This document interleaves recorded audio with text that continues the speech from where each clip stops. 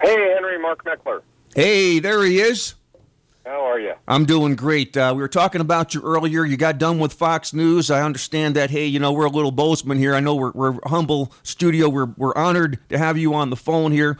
We talked about the negotiations on the debt ceiling, cut, cap, and balance, Plan B, and Jim DeMint's comments on this being a make-or-break time for the Republicans. What is the Tea Party, the National Tea Party Patriots position, which I know is based upon the input of your local coordinators around the U.S.? What is their position with regards to the negotiations on raising the debt ceiling?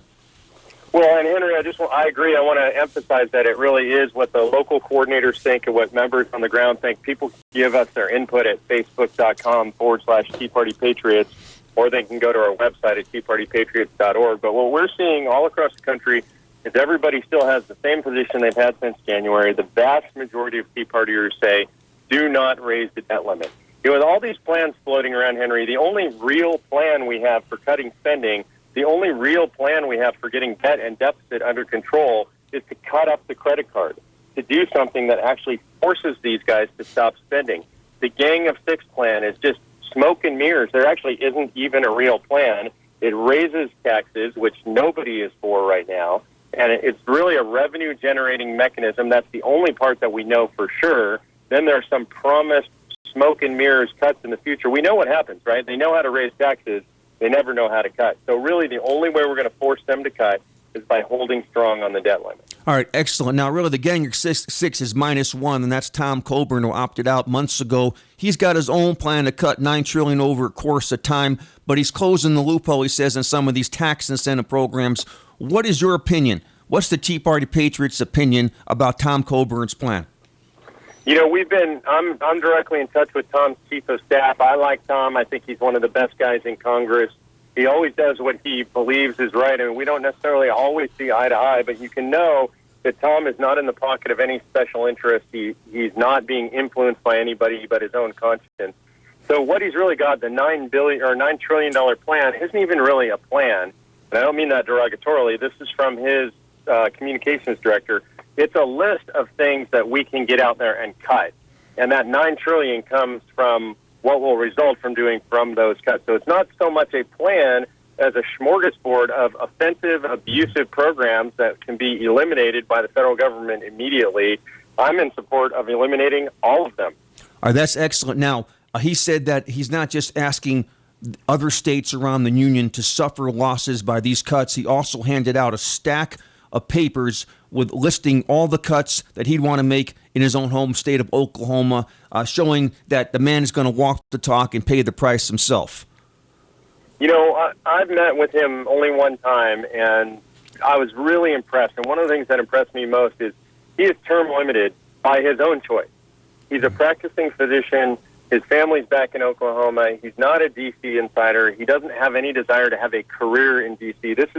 He's now in his last term, and he's going to finish out, and he's going to do what he came and what he promised he would do while he was there.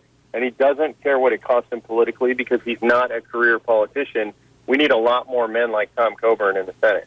Absolutely. Now, I got to ask you this question. This is an email I got from one of my listeners and supporters and colleagues here in Gallatin County. It's a quote from former U.S. Treasury Secretary Larry Summers. He worked in the Clinton administration, and he's an advisor to Obama on his financial team. He says, quote, on Charlie Rose, July 12, 2011, a quote, never forget, never forget, never forget. And I think it's very important for Democrats especially to remember this, that if Hitler had not come along, Franklin Roosevelt would have left office in 1941 with an unemployment rate in excess of 15% and an economic recovery strategy that had basically failed. So in essence, this guy, what is your comments on this quote? Well, I think what he's saying is he's proving what most of us who paid attention already know, is that you cannot use the government to stimulate or spend your way out of economic difficulties. This country was built by hardworking private citizens who invested their own capital, invested their own time and energy in pursuit of profit, not by a government taking from them and redistributing wealth. And I think that's the point. A lot of people say, FDR ended the Depression. The reality is that's not how it happened. The reality is that FDR continued the depression with all these New Deal programs, with all these government entitlement programs and one-time work projects, kind of similar to what's been going on during these TARP programs and the IRA funding. No, I absolutely agree with that. A lot of economists will tell you 7 to 8 years of additional depression based on the programs of FDR. Now, let me ask you a question about the Tea Party movement as a whole nationwide. You talk to a lot of state leaders, a lot of local leaders are on the phone at least once a week doing calls. You guys are really keeping the flame alive, as we like to call it here in Gallatin County. I've been on some of the phone calls, not as much as I'd like to, because we happen to meet at the same time you guys hold your meetings.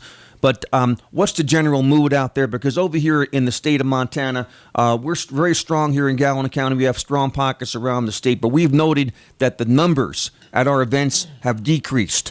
As the work has become more difficult, as the results haven't come in as quickly as we hoped and anticipated based upon our initial enthusiasm, we have noted that the hard work has been left for the hardy and the few. Is that basically what's going on around the U.S.? Are they simply waiting? Are people waiting until the thing heats up towards 2012 to show themselves again? Well, I think that's part of it, Henry, but I also think that the nature of the movement has changed.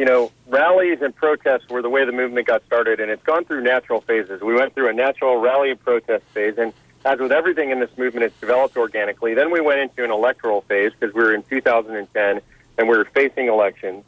And we're in a different phase now, which is we're in a legislative and also a training phase. So, for example, Tea Party Patriots is putting on trainings in conjunction with Leadership Institute in every state in the country, over 100 of them between now and July of next year, and we're packing those trainings. People are coming out to get trained on how to be better activists, how to be a candidate, how to be a campaign manager. So we're seeing no shortage of people coming out. But I think a lot of people just don't want to come out just to rally anymore. They want to make a difference. They want to fight the fight. All right, then that's a really good point. That's great insight. Where do you see this thing going in 2012 and beyond? I think what you're going to see in 2012 is much bigger results than we saw in 2010. In 2010, we saw a historic turnover in the House, not seen since 1938. I'm predicting you're going to see double that turnover. And I think the most important thing that we are doing and that we can do is be engaged in the primaries. Henry, in 2010, most of us didn't even really understand what the primaries were or when they were.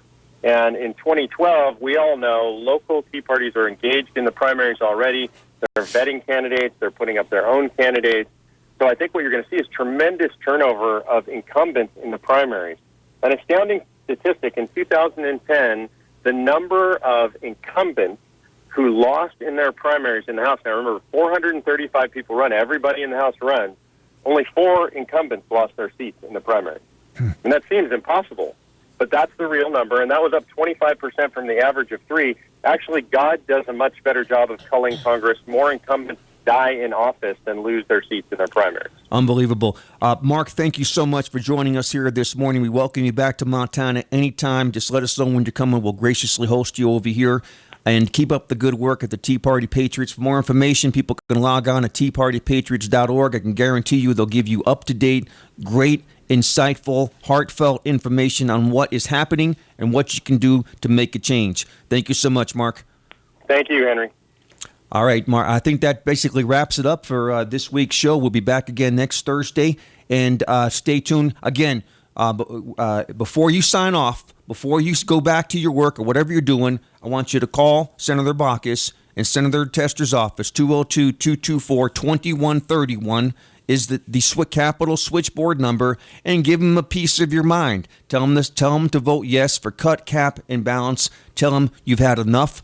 Let them know you're watching their vote. Thank you so much, Mark. We'll catch you again